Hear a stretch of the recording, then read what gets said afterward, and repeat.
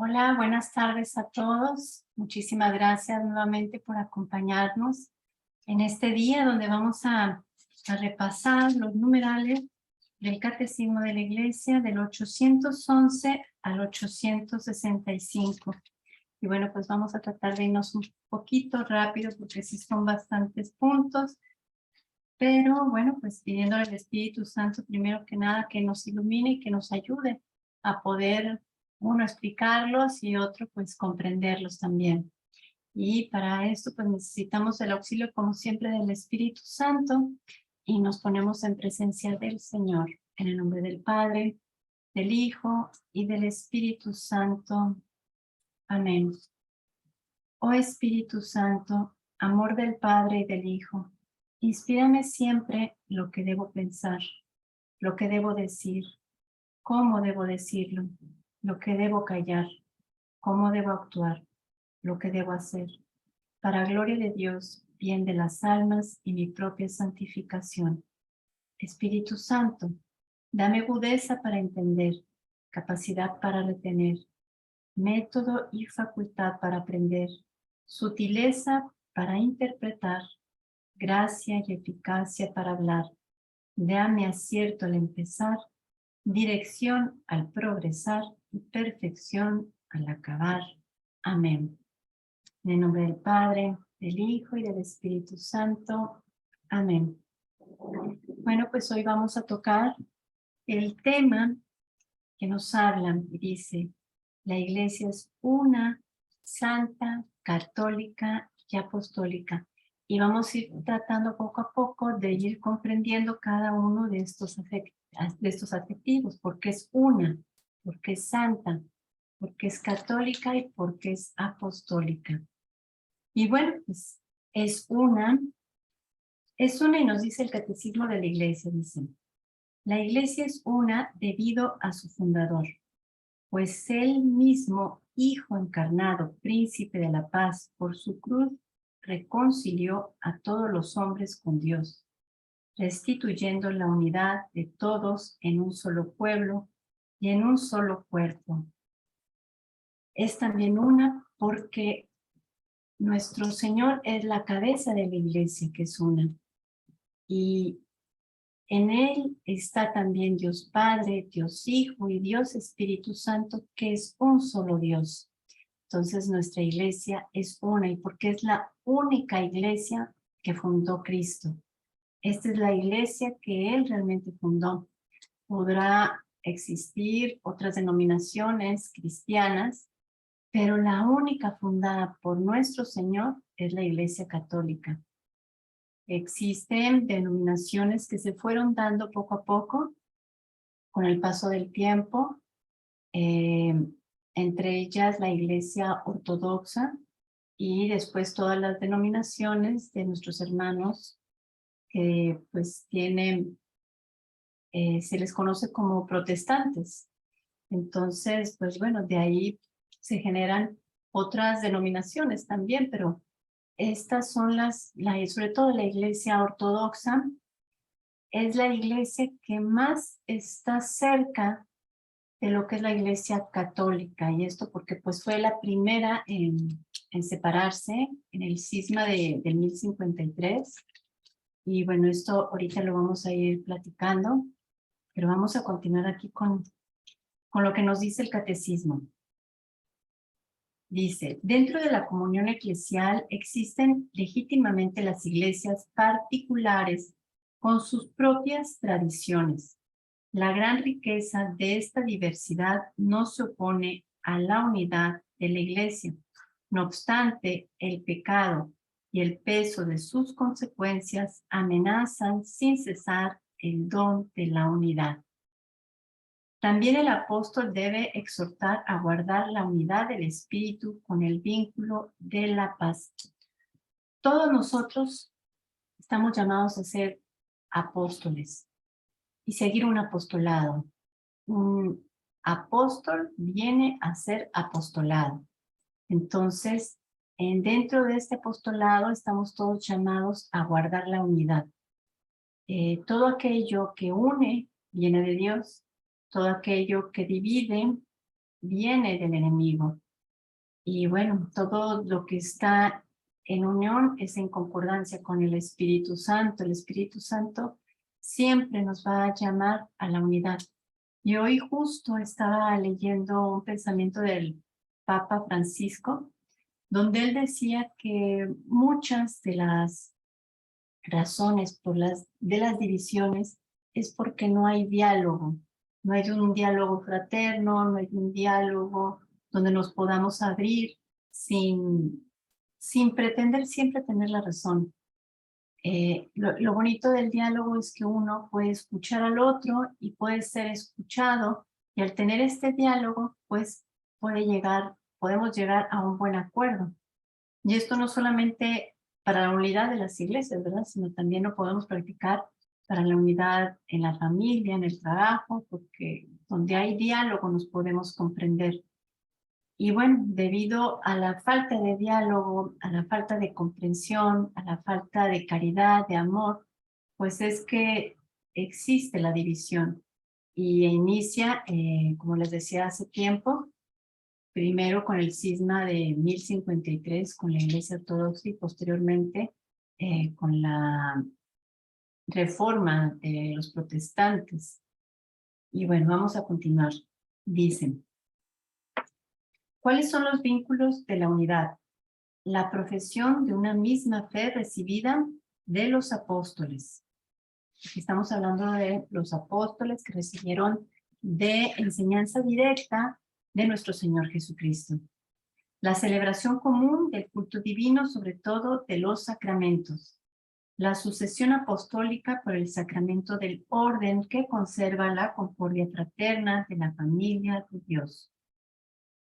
Nuestro Señor, que es el Salvador, después de la resurrección, entregó a Pedro a la iglesia para que la pastorearan. Entonces, ¿qué significa esto? Significa que nosotros estamos adheridos a Pedro, y Pedro es el primer papa. Entonces, como Iglesia Católica, nosotros somos obedientes al Papa, obedientes en el aspecto de seguir la ley de la Iglesia, los sacramentos y todo lo que en ella hay y que uno por amor lo hace, ¿verdad? Entonces, todo católico debe estar unido al Papa, debe estar unido a su oración, debe estar unido, debe de haber una concordancia en lo que nosotros digamos y hacemos, porque, por ejemplo, también hay mucha gente que dice, yo no creo en los sacerdotes, yo no creo en el Papa y me digo ser católico. Pues no, porque ahí hay división, hay división, hay discrepancia, estamos hablando de algo que no puede ser real, porque si realmente yo me digo católico, pues entonces estoy en unión y en comunión con el Papa. Creo en los sacramentos, reconozco que los sacerdotes tienen un poder, una autoridad que es instituida en la orden sacerdotal, y que ellos pues son los hijos predilectos de Dios, sí con errores, sí con pecados, sí con debilidades, pero pues recordemos que la iglesia, que ahorita vamos a ver, es santa porque Dios es santo, Cristo es santo. Entonces, pues, recuerden, todo aquello que divide no viene de Dios, todo aquello que une viene del Señor. Y continuamos en el numeral 817.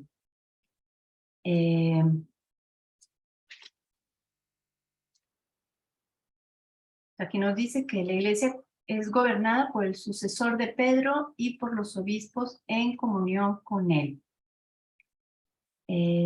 ¿Cuáles son las heridas de la unidad? Como les comentaba, pues existen varias heridas que actualmente pues han fracturado a la iglesia, han lastimado, han herido no solamente a la iglesia, sino al corazón de nuestro Señor, porque Dios vino a unir a su pueblo y pues nosotros por el pecado nos hemos dividido. ¿Y esto cómo ha sido? ¿Qué ha habido en esto? ¿Por qué hay esa división? Tales rupturas y lesiones de la unidad del cuerpo de Cristo proceden principalmente por tres motivos, que uno es la herejía, la apostasía y el cisma. Vamos a explicar un poquito qué es la herejía.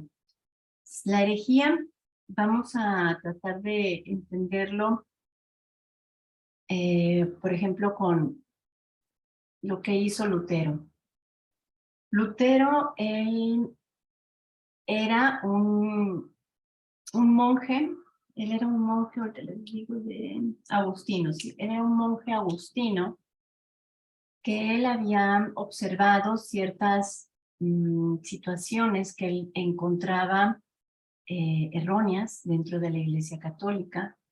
En algunos, pues, puede haber tenido la razón, en otras no, pero su error y la herejía fue que por su soberbia, su falta de humildad, él quiso hacer cambios, pero no en la unidad, sino a través de la división. Como les decía, nuestro Señor no está en la división, sino en la unidad. Entonces, ¿qué pasa? Lutero, pues, empieza a hacer una reforma, o lo que se le conoce como la reforma de Lutero, que en verdad esto, pues, no fue una reforma, porque quien reforma, pues, reforma desde donde está y saca lo mejor, pero donde está, y para el beneficio de esa iglesia, de esa orden, etc. Por ejemplo, lo podemos comparar por el otro lado, lo que hizo Santa Teresa de Ávila. A ella se le reconoce como la gran reformadora de las Carmelitas Descalzas. Pero ella observó que dentro de la misma orden de las Carmelitas había situaciones con las que ella no estaba de acuerdo. Sin embargo, ella no fundó otra orden, no salió de ahí hablando mal de la orden. Al contrario, lo que hizo fue en oración, en amor, en unidad, empezar a hacer los cambios, a llamar a que todo pueda ir para bien, pero dentro de esa misma orden. Y bueno, ahora las Carmelitas Descalzas, gracias también a esta reforma de Santa Teresa, pues son lo que ahora son, que pues están casi en todo el mundo. Y siguiendo muchas de ellas, estas nuevas reformas que Santa Teresa pues inicia después de haber visto ciertas situaciones con las que no estaba de acuerdo. Pero, y si lo ponemos por el otro lado, Lutero, ¿qué es lo que hace? Lutero, siendo él un monje agustino, al salirse de la iglesia, empieza a proclamar herejías, bueno, él se casa con una exmonja, habla mal del Papa, empieza a crear sus nuevas leyes y bueno, pues entonces él prácticamente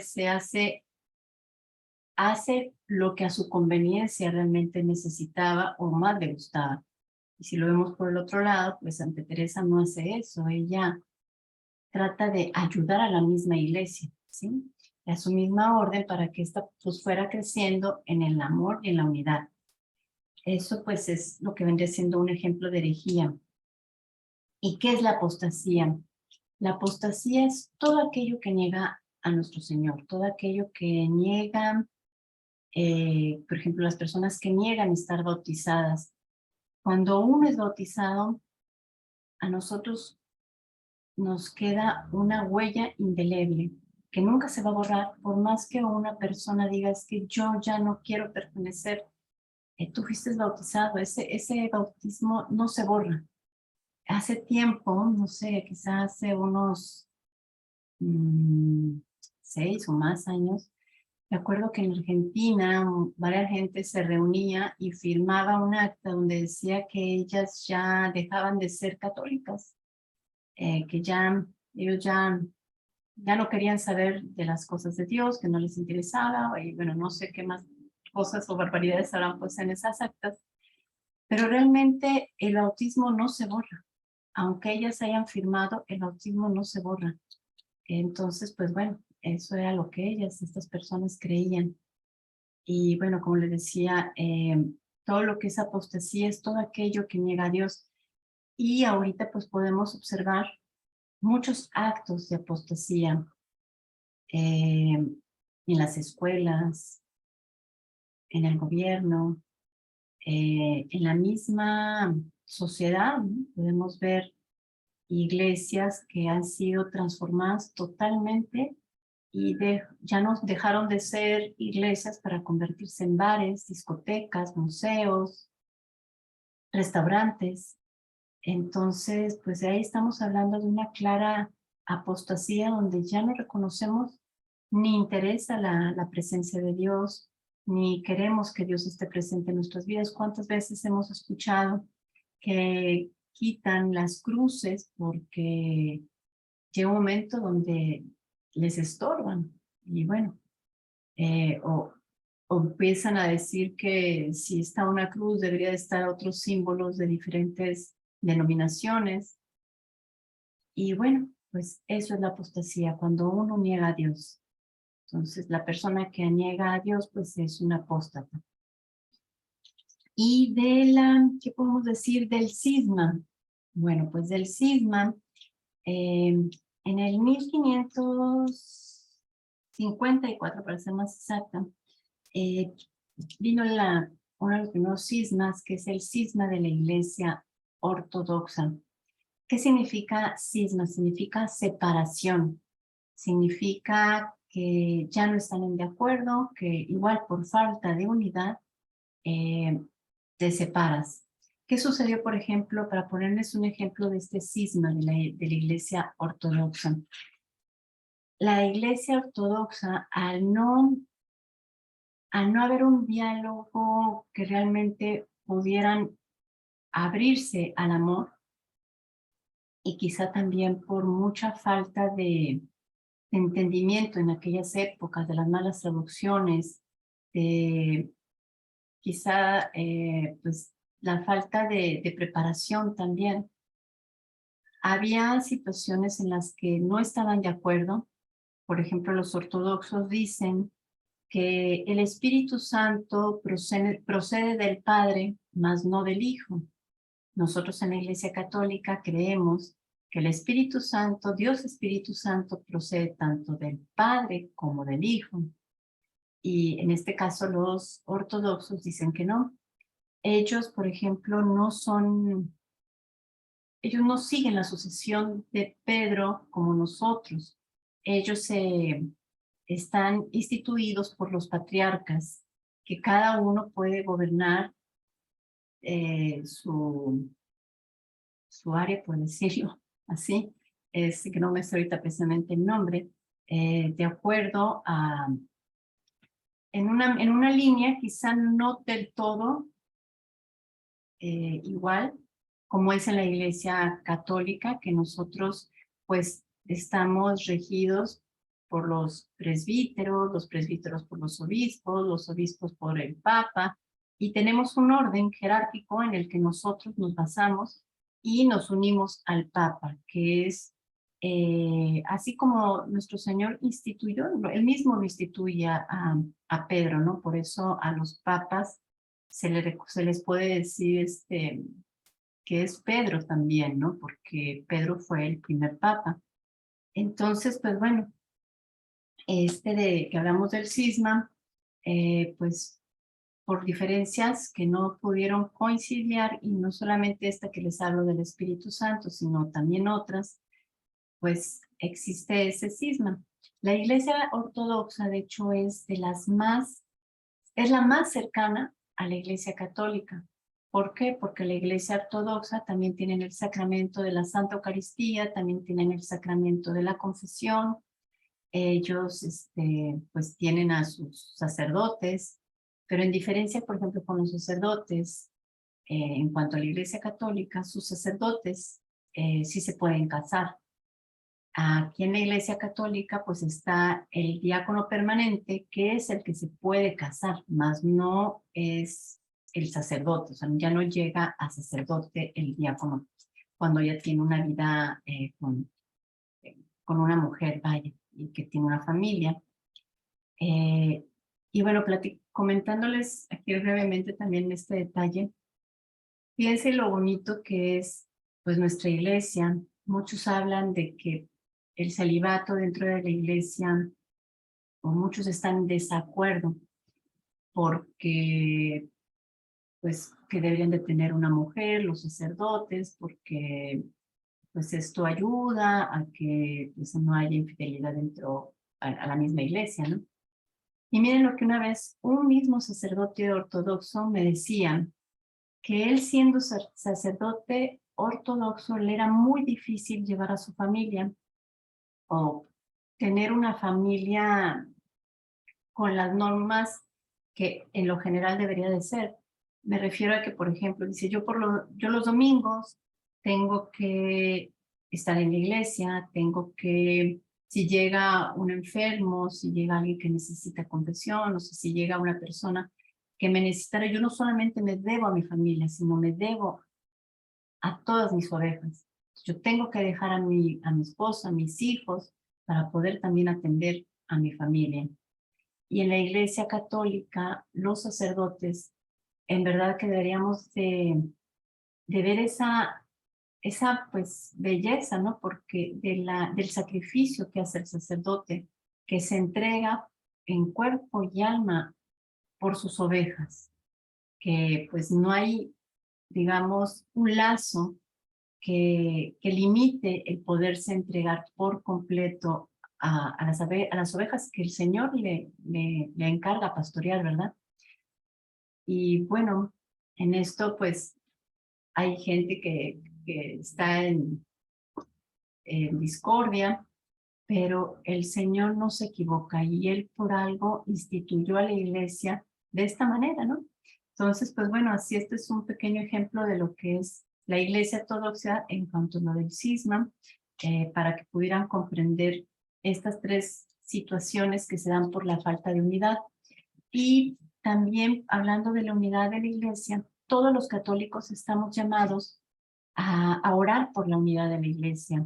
Y sobre todo, hay una semana que inicia el 18 de enero de todos los años, que va del 18 de enero al 25, a orar por esa unidad, porque realmente nuestro Señor, pues, nos ama a todos, ama a los ortodoxos, a los protestantes, a los musulmanes, a todos nos ama. Pero Él obviamente sufre porque tenemos una división, estamos divididos, y Él vino y nos dijo, yo quiero que sean uno, como yo y mi Padre somos uno.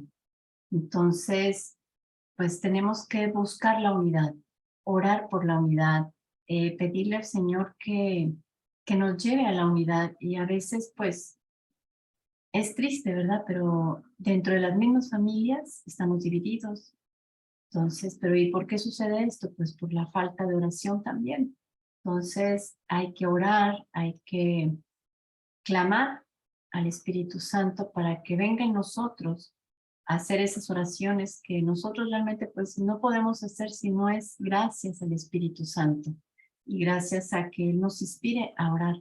Y bueno, pues pidamos siempre cuando recuerden pedir esa unidad, la unidad de todo, principalmente de todos los cristianos, que como les digo, todos los cristianos pues somos la Iglesia Católica, los ortodoxos y los protestantes.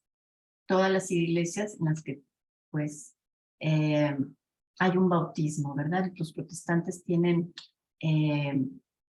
son bautizados, ellos pues tienen muchas denominaciones y nombres, pero son bautizados y creen en Cristo, entonces por lo tanto también son cristianos y pues ellos son nuestros hermanos y así los debemos de tratar, nunca con una soberbia de sentirnos que somos los únicos, ¿verdad? O que sí somos privilegiados. La verdad es que sí somos privilegiados, sobre todo nosotros que hemos nacido o los que nacimos dentro de la Iglesia Católica, hemos sido privilegiados porque pues nacimos en la iglesia de Cristo, en la que Él fundó. Si ustedes le preguntan a un protestante quién fundó su iglesia o en qué año, pues te va a decir que tuvo que haber sido muchísimo después de que Cristo funda la iglesia católica, ¿verdad? Igual, por ejemplo, un ortodoxo pues es fundada después de la iglesia católica. Entonces, hay que de todos modos amar a todos estos hermanos. Como les digo, principalmente a todos los cristianos que nos une el amor por Cristo. Entonces hay que orar por esta unidad. Y bueno, vamos a continuar. En el numeral 818 nos dice: los que nacen hoy en las comunidades surgidas de tales rupturas, como por ejemplo lo que les decía a los protestantes y de la iglesia ortodoxa, y son instruidos en la fe de Cristo, no pueden ser acusados del pecado de la separación, y la Iglesia Católica los abraza con respeto y amor fraterno. Justificados por la fe en el bautismo, se han incorporado a Cristo. Por tanto, con todo derecho se honran con el nombre de cristianos y son reconocidos con razón por los hijos de la Iglesia Católica como hermanos en el Señor. Obviamente, aquellas personas que nacieron en una iglesia ortodoxa, con los protestantes, musulmanes, etc., cada quien seremos juzgados de acuerdo a los conocimientos que tuvimos. Si nosotros, que nacimos dentro de la iglesia católica, rechazamos a Cristo, obviamente el Señor, y con todo derecho, pues nos va a decir en el día de nuestro juicio personal: tú conocías, tú fuiste bautizada. Se nos va a exigir más a una persona que no ha tenido la oportunidad de conocer la riqueza dentro de la Iglesia Católica o del cristianismo en sí. No, Dios es amor. Entonces Dios no puede juzgar de la misma manera a un musulmán que a un católico. Que a un católico que rechaza a la misma iglesia, pues no nos será juzgado igual al final de los tiempos, ¿verdad? Y en el numeral 820 nos habla, dice, hacia la unidad.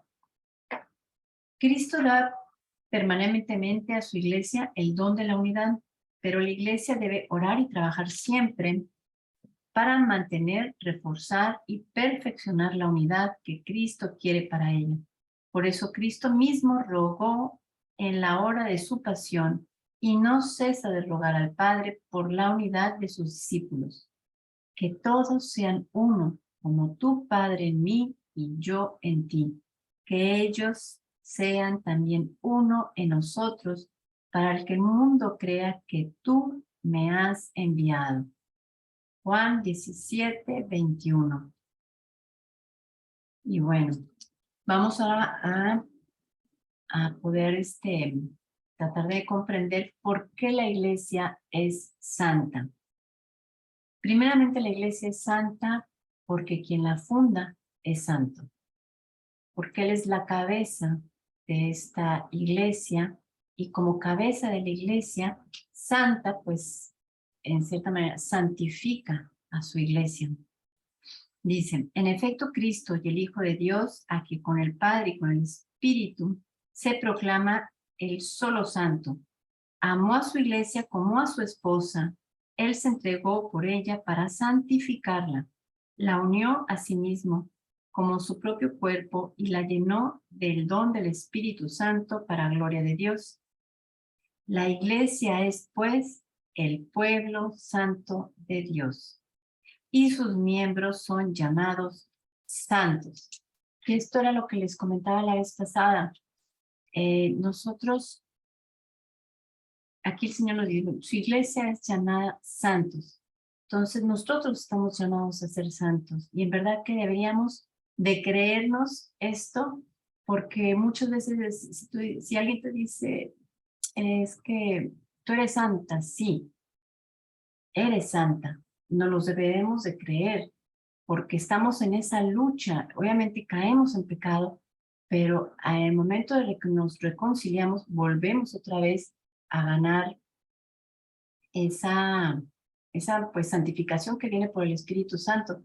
Sin embargo, pues no con la perfección de los santos que ya están beatificados y canonizados, ¿verdad? Porque ellos por sus virtudes pues han sido llamados santos y reconocidos santos dentro de la misma iglesia por sus virtudes que fueron heroicas, ¿verdad? Por ejemplo, cualquier santo, Santa Teresita de Niño Jesús, el Padre Pío, y no precisamente los santos son santos por ejemplo, el Padre Pío, que él tenía bilocación.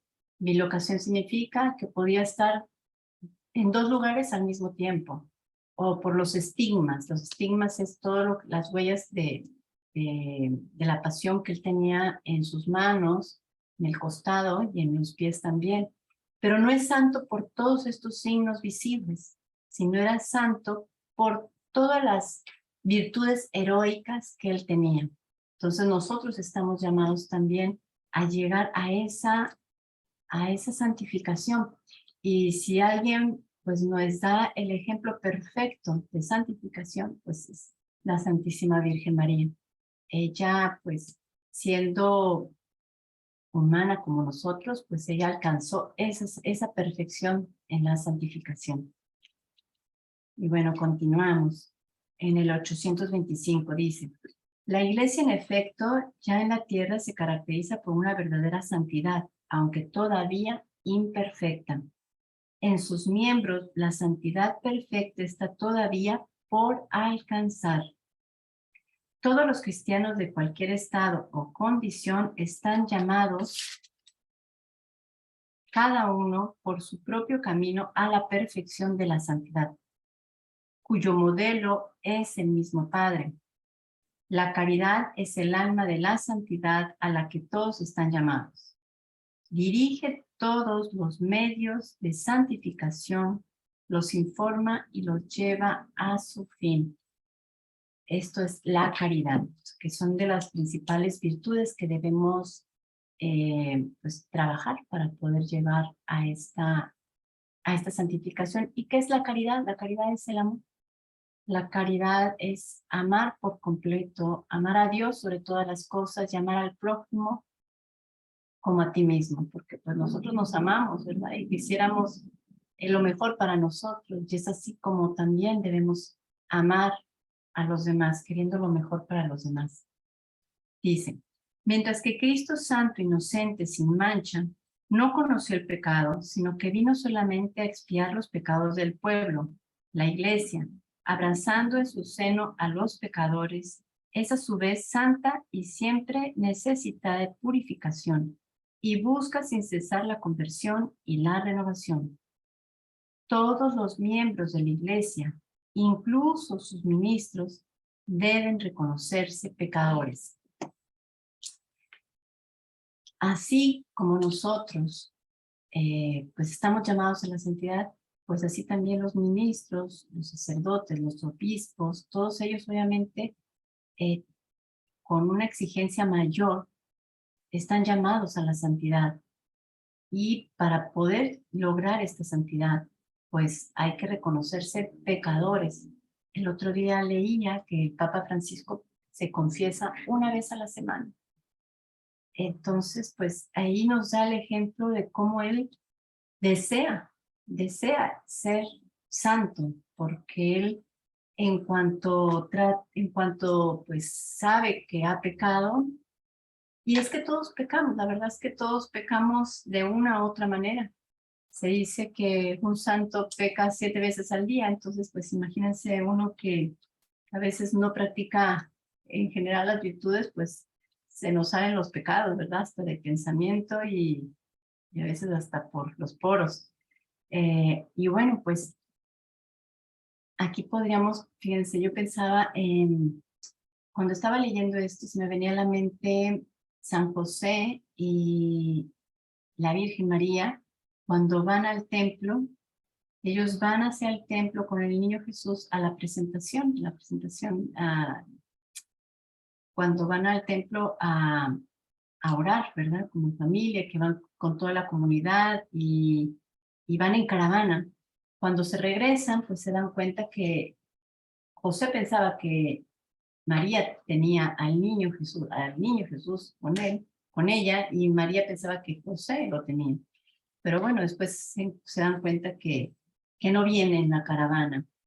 ¿Y qué sucede? María y José empiezan a buscar al niño Jesús y corren hacia, hacia Jerusalén de regreso para volver a buscarlo.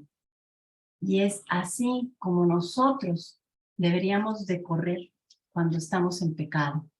Es así como nosotros deberíamos de buscar a Jesús, porque ellos estaban buscando a Jesús con angustia, con dolor, con sufrimiento. ¿Por qué? Porque no tenían a Jesús con ellos.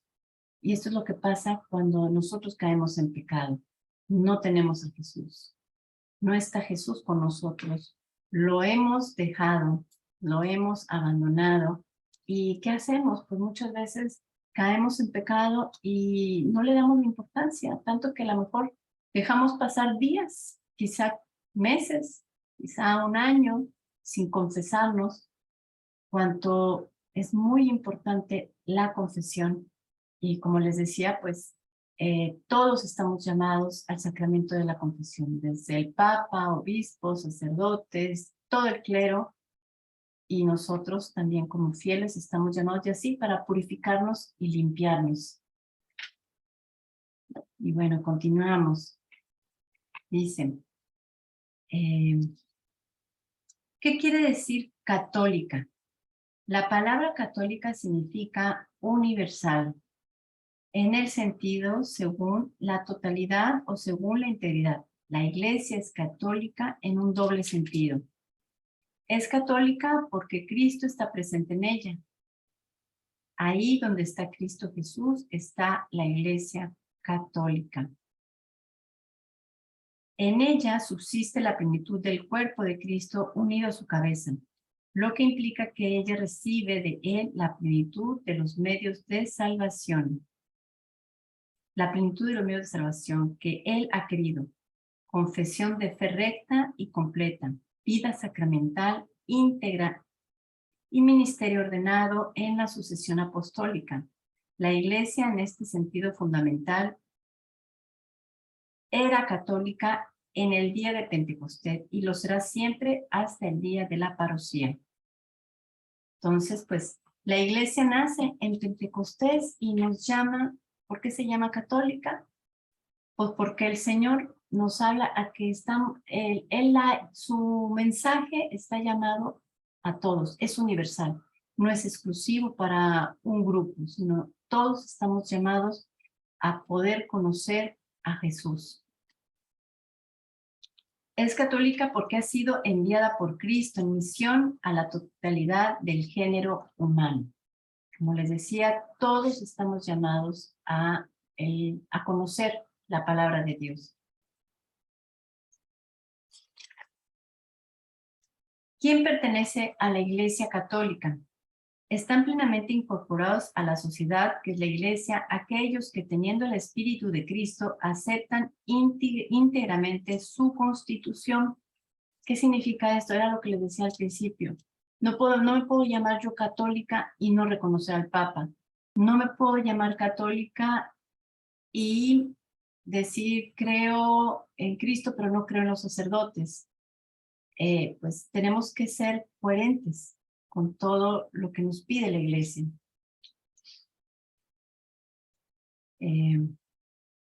Es por eso que aquí dice, están plenamente incorporados a la sociedad que es la Iglesia, aquellos que teniendo el Espíritu de Cristo, aceptan íntegramente su constitución y todos los medios de salvación establecidos en ella y están unidos dentro de una estructura visible a Cristo, que la rige por medio del sumo pontífice y de los obispos, mediante los lazos de la profesión de la fe, de los sacramentos, del gobierno eclesiástico y de la comunión.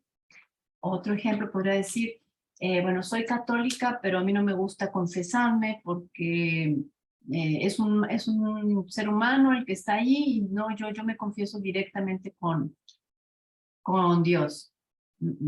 Eso no es así, eso no está dentro de la Iglesia Católica. Dentro de la Iglesia Católica reconocemos que nosotros requerimos del sacramento de la reconciliación a través de un sacerdote. Estamos reconociendo que, como lo dice aquí, hay una estructura que nosotros, obedientes a la Iglesia, seguimos, ¿sí? Pero muchas veces, pues, nos volvemos desobedientes y queremos hacer las cosas a nuestra manera, a nuestra conveniencia, a como nosotros nos gustan.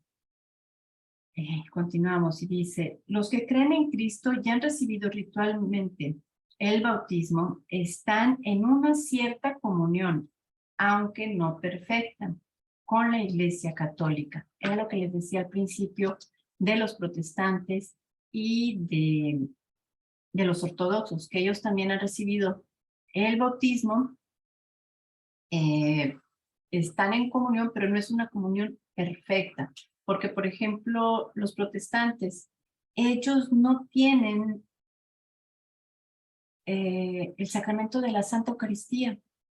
Ellos tienen un ritual que asemeja la última cena. Eso es lo único que ellos tienen. Sin embargo, por ejemplo, los ortodoxos, ellos sí tienen validez en el sacramento de la Santa Eucaristía. Entonces, como les decía, existen diferencias, pero pues nos une el bautismo también.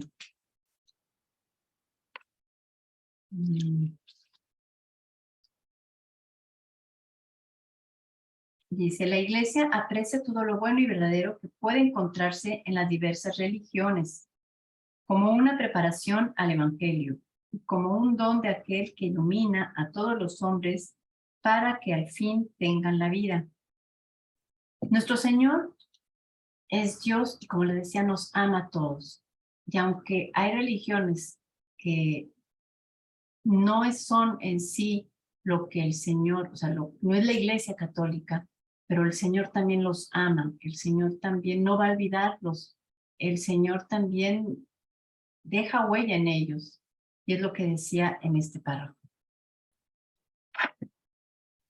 Dice, la Iglesia es el lugar donde la humanidad debe volver a encontrar su unidad y su salvación. Ella es el mundo reconciliado. Fíjense qué bonito lo que dice San Agustín en el Sermón 96. Dice, la Iglesia es el lugar donde la humanidad debe volver a encontrar su unidad y su salvación. Ella es el mundo reconciliado. Y pues uno de los ejemplos de uno de los ejemplos que encontramos dentro de la misma palabra, nos damos cuenta que en el arca de Noé, pues había solamente una arca, no había varias, había una. Y en una encontraron la salvación, Noé y sus hijos. Y bueno, pues demos gracias a Dios que nos permitió vivir en este momento, en esta época y en esta religión, que es una santa Iglesia Católica, en la que nosotros profesamos. Y pues hay que conocerla, hay que amarla, así como Cristo amó a la Iglesia, que es su esposa, nosotros también tenemos que amar a la Iglesia.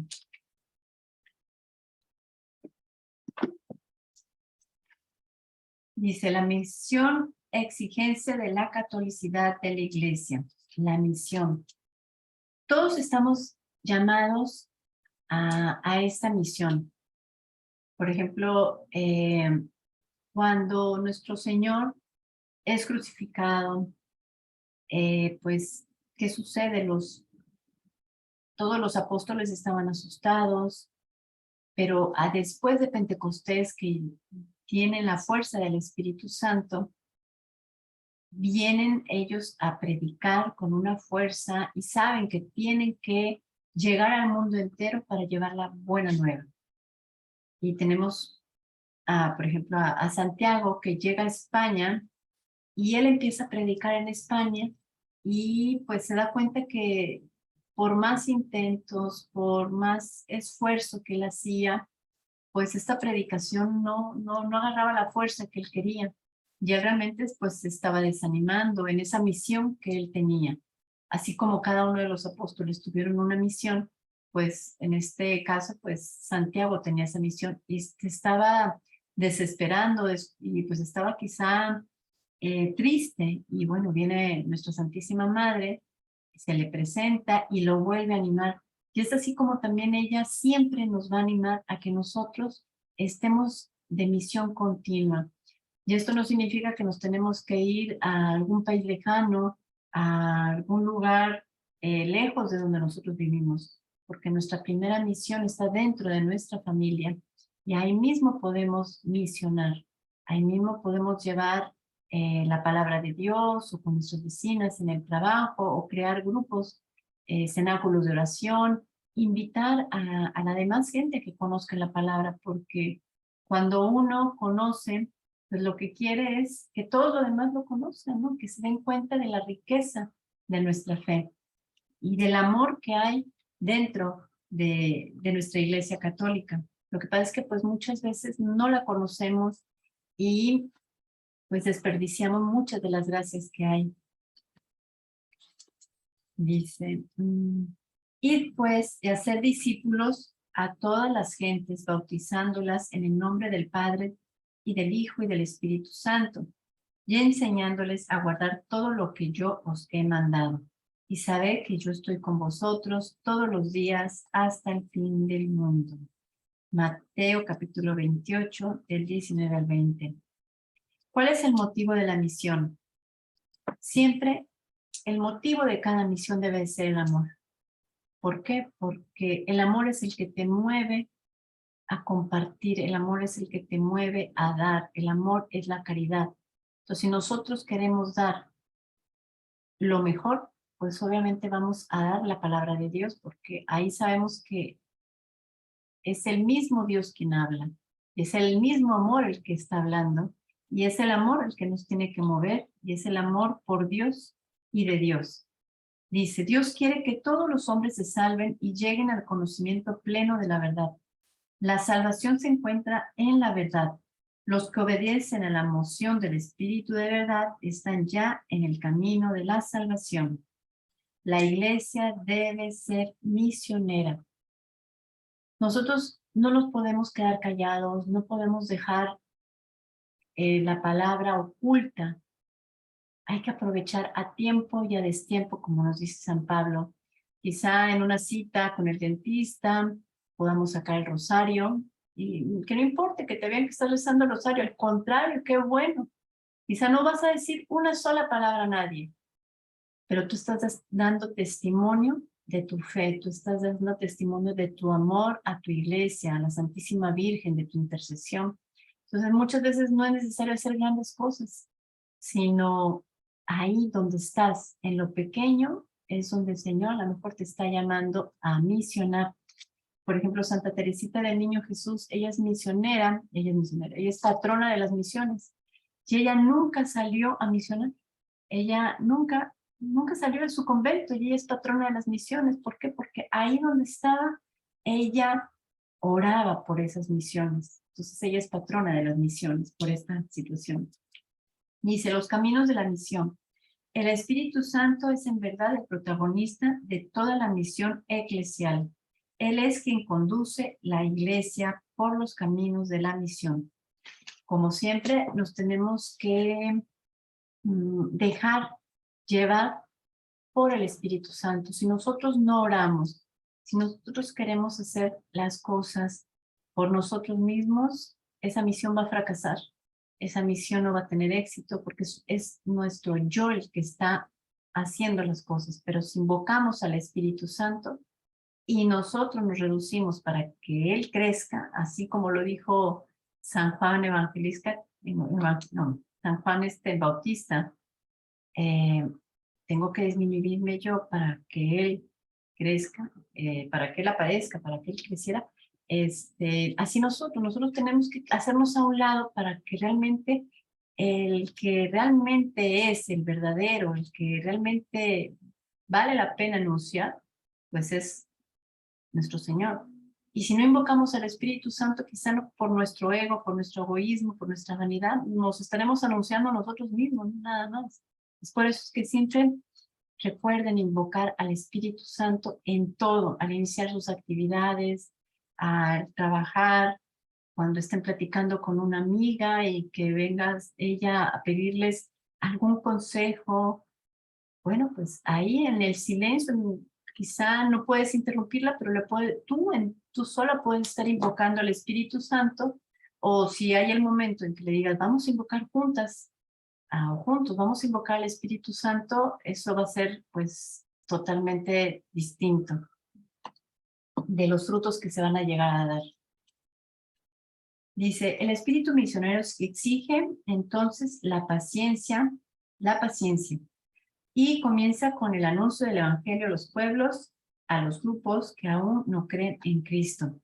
Y así como les comentaba de Santiago, ¿no? Pues Santiago a lo mejor le estaba faltando un poquito de paciencia, el apóstol Santiago, y nuestra madre pues lo viene, lo consuela, lo anima. Y así nosotros, aunque sintamos que no suceden los cambios que nosotros quisiéramos en nuestras familias, en nuestro entorno, a lo mejor nosotros no vamos a ver esas transformaciones que el Señor poco a poco está haciendo, pero tú deja el granito de arena, tú habla a quien sea, habla, que no te dé pena, deja esa semillita que el Señor la va a llevar al fondo del corazón. Y si poco a poco se puede ir regando, pues qué mejor, ¿verdad? Pero como les digo, no hay que esperar a nosotros ver esos frutos, sino ya el Señor en su momento, si es importante o necesario para nuestras vidas, nos lo mostrará. Y si no, pues bueno, qué bendición, que así fue también. La misión de la Iglesia reclama el esfuerzo hacia la unidad de los cristianos. Las divisiones entre los cristianos son un obstáculo para que la Iglesia lleve a cabo la plenitud de la catolicidad, que les propicia en aquellos hijos que incorporados a ellas ciertamente por el bautismo están. Sin embargo, separados de su plena comunión, incluso se hace más difícil para la propia Iglesia expresar la plenitud de la catolicidad bajo todos los aspectos en la realidad misma de la vida. ¿Y cuál es la tarea misionera? El diálogo respetuoso. Dice, con los que todavía no aceptan el evangelio. Por ejemplo, están los testigos de Jehová. Los testigos de Jehová, que ellos van de puerta en puerta llevando el evangelio, la verdad que son de admirarse, porque ¿quién hace eso? ¿Quién hace eso de salir de tu casa, de tu comunidad, quizá pasar frío, calor, lluvia, y están ellos proclamando el evangelio? Y muchas veces hasta los mismos católicos somos duros, somos indiferentes, somos, pues nos falta caridad para tratarlos. No significa que tenemos que estar de acuerdo con lo que ellos piensan, no significa que les vamos a dar la razón, significa que los podemos escuchar con amor y al final decirle, hermano, mira, yo pertenezco a la Iglesia Católica, a la que amo a la Virgen, a los santos, y quizá le puedes decir 5 palabras, pero con amor. No les cierren las puertas, no les digan váyanse o cosas así, porque realmente no estamos hablando con amor. Y lo que nos está pidiendo el Señor es que seamos esa imagen misma de Él. Y si no hay amor, pues no podemos ser esa imagen de Cristo. Y recuerden que nosotros tenemos pues un compromiso muy grande porque hemos conocido la verdad, que es la Iglesia Católica, dice. El esfuerzo misionero exige entonces la paciencia. Comienza con el anuncio del evangelio a los pueblos y a los grupos que aún no creen en Cristo.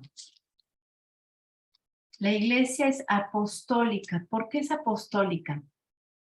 Porque está fundada sobre los apóstoles. ¿Y qué significa esto?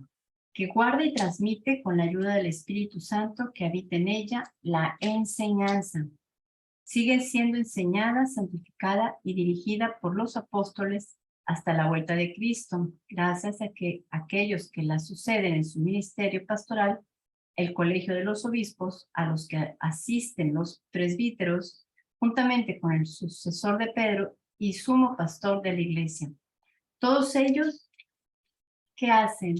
Ellos resguardan la palabra, resguardan la tradición, resguardan todo lo que, la riqueza de los sacramentos. Entonces, pues, todo eso es lo que nos hace apostólica, toda la sucesión de los apóstoles. La misión de los apóstoles, dicen, Jesús es el enviado del Padre desde el comienzo de su ministerio. Llamó a los que él quiso y vinieron donde él. Instituyó 12 para que estuvieran con él y para enviarlos a predicar. Como el Padre me envió, también yo os envío. Y eso se los está diciendo hoy a ustedes, a cada uno. Como el Padre me envió, también yo os envío. Quien a vosotros recibe, a mí me recibe, dice a los 12. Entonces, pues no nos podemos quedar callados, no podemos guardar debajo del colchón la palabra, el catecismo de la iglesia, lo que hemos aprendido, sino que estamos llamados a misionar, a ser apostolado. Y bueno, ya nada más para terminar, ¿quiénes? Los obispos son los sucesores de los apóstoles. Y bueno, en cuanto al apostolado, dicen,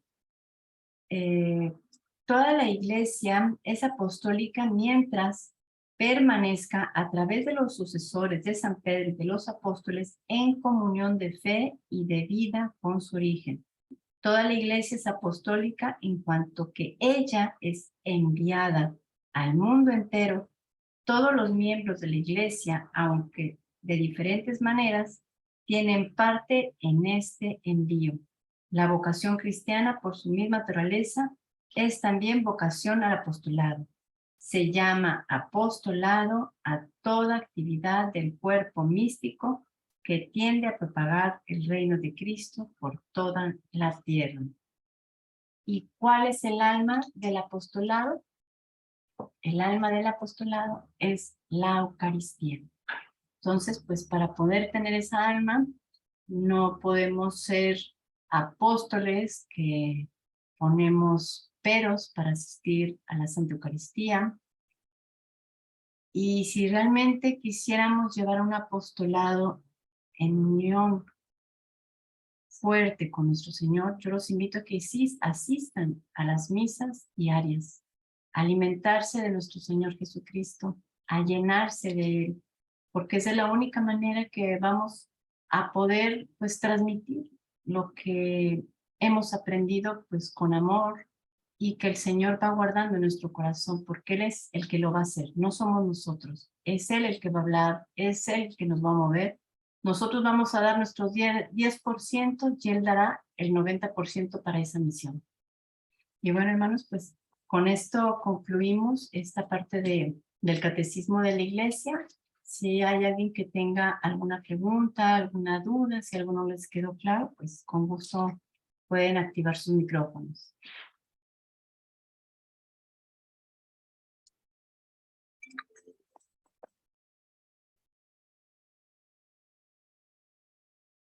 A ver, aquí alguien me escribió en el chat.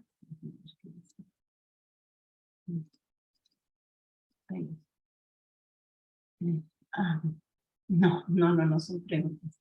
Ok, bueno, pues ya que no sé si alguien quiera activar su micrófono, ¿nadie?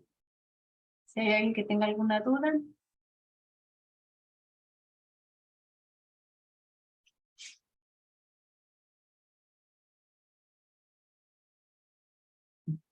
Ah, Rosalena Mancilla Rosales. Rosa, si gustas activar tu micrófono, no te escuchamos, Rosa. Gracias, buenas tardes. Buenas tardes, Rosa. Sí, buenas tardes. Gracias. Cuando no podemos ejercer ya un apostolado, ¿de qué otra manera podemos ejercerlo? Pues es que tú puedes ejercer tu apostolado dentro de tu mismo hogar. Acuérdate que esta Santa Teresita del Niño Jesús fue patrona de las misiones y nunca salió de su convento. Entonces, si tú, por ejemplo, tienes un celular y propagas el evangelio, ahí estás haciendo apostolado. Sí. Ahí puedes Porque a juntar. veces, perdón, Sí, porque a sí. veces sucede que dice el dicho en casa de herrero asadón de palo. Y yo a veces batallo con los míos, Sí, no, más que con los de afuera. te entiendo perfectamente, sé de qué estás hablando, pero mira, no te canses, Rosa, no te desanimes. Tú sigue adelante hablando al Señor en el momento. En el momento que tú sientas propicio, deja tu granito de arena y el Señor va a hacer todo lo demás. Tú nunca te canses de proclamar al Señor, acuérdate, a tiempo, que esas palabras se nos queden siempre, a tiempo y a destiempo. Y bueno, como te decía, no necesitamos hacer apostolados grandilocuentes, no. En lo sencillo, en lo pequeño, ahí está nuestro apostolado. Porque si el Señor te llamó a la vida en familia, te llamó a matrimonio, no sé ahora cuál es tu condición de vida, pero ahí donde estás, el Señor te necesita, porque nada es casualidad. No estamos aquí por casualidad, no vivimos una vida de matrimonio, una vida de soltería, una vida de viudez, de casualidad, no. Estamos ahí porque el Señor, en esa condición en la que estamos, Él lo ha permitido para un bien mayor también nuestro. Entonces, nuestro y de nuestros hermanos también, para que nosotros podamos ser, pues, esa voz del Evangelio, esa voz de la palabra, que es Cristo, ¿no? O si no, y no necesariamente muchas veces tienes que decir muchas cosas. Por ejemplo, San Francisco, él cuando salía a predicar, un día les dijo a sus hermanos de la comunidad, vamos a predicar, y se fueron caminando al pueblo y iban regresando. Entonces ya les dice San Francisco, ya vamos a regresar, y se los regresa otra vez a donde ellos, a su iglesia, donde ellos estaban, y les dicen los hermanos, hermano, pero es que no predicaste, no dijimos nada. Y él les decía, claro que sí, predicamos con el ejemplo.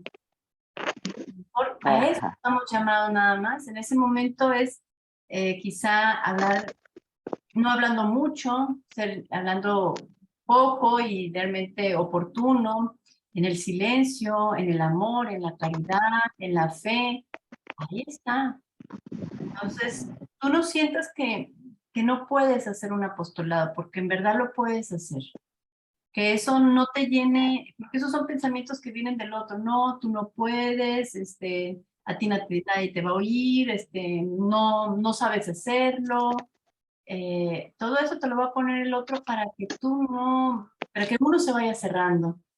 Pero el Señor te necesita, el Señor te ama y quiere que tú des ejemplo del amor que hay en ti, de Dios, y que bueno, que eso salga, que eso tú lo transmitas a otros. Gracias. Sin desanimarse nunca, Rosa. Gracias, hermanita, gracias. De nada. ¿Alguien tiene alguna duda?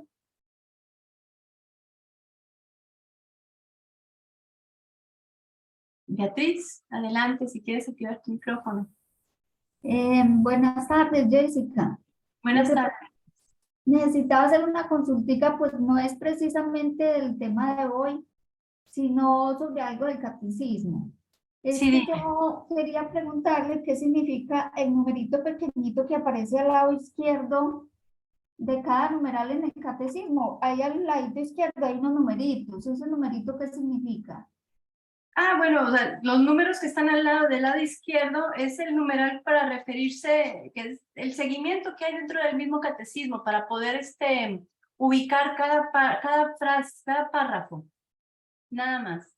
Es parte del catecismo, es el numeral del catecismo. Ajá. Y van en orden cronológico. Ah, bueno, muchísimas gracias, muy formal. O tú decías el derecho, el que está del lado derecho en chiquito.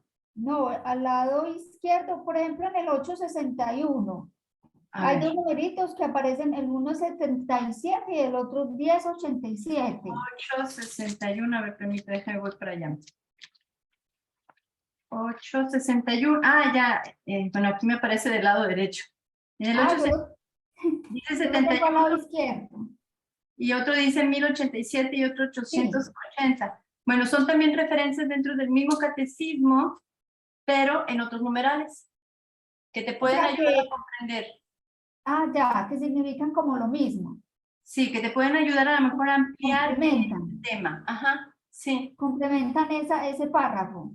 exacto. Ah, Desde bueno. otro punto a lo mejor diferente, pero que también alimenta lo que estamos viendo. Ujú. Ah, bueno. Muchísimas gracias, Jessica. Muy formal.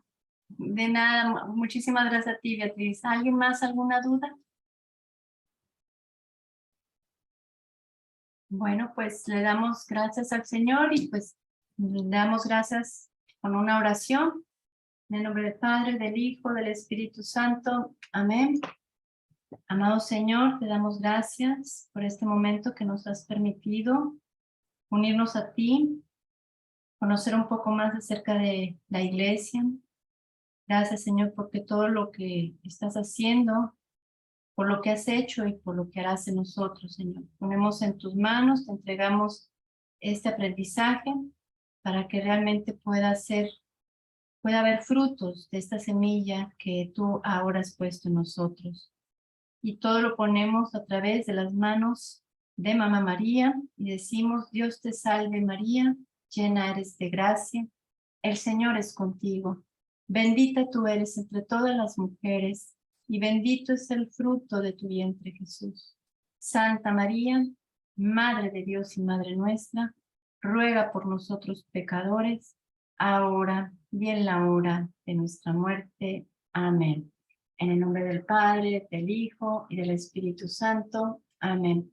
Pues muchísimas gracias, hermanos, y pues con el favor de Dios nos vemos dentro de 15 días.